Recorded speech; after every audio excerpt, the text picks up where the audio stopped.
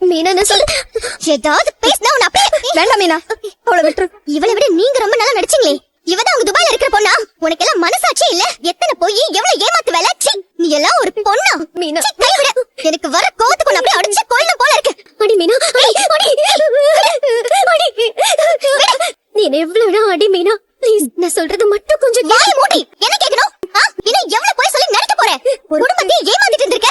நினைச்சாலே எனக்கே கை கால் எல்லாம் நடுங்குது. ஏன் உன்னால இவ்வளவு போய் சொல்லி ஏமாத்த முடிஞ்சது? அதுவும் மொத்த குடும்பமா இங்க இருக்கு. இருந்தாலும் இங்க வந்து இதெல்லாம் பண்ணிட்டு இருக்க. உனக்கு எவ்வளவு தைரியம் இருக்கணும்? மீனா, நான் சொல்றத கேளு மீனா. நீங்க எதுவும் பேசாதீங்க. உங்க வயசுக்கு பண்ற வேலையா இது?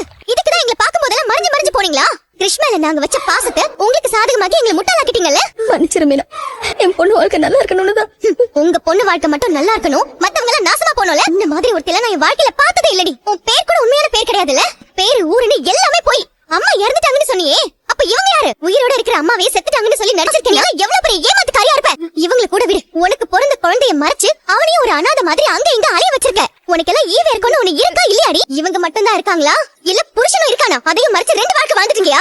ப்ளீஸ் மீனா, இப்படி அசிங்கமா பேசாதீங்க. நீ செஞ்சிருக்கிறத விட இது ஒண்ணும் பெரிய அசிங்கம் இல்ல. உன் மேல நம்பிக்கை வச்சிருக்கிற எல்லாரையுமே நீ ஏமாத்திருக்க. நான் ஒத்துக்கிறேன் மீனா, நான் பண்ணது தப்புதான், பெரிய தப்புதான்.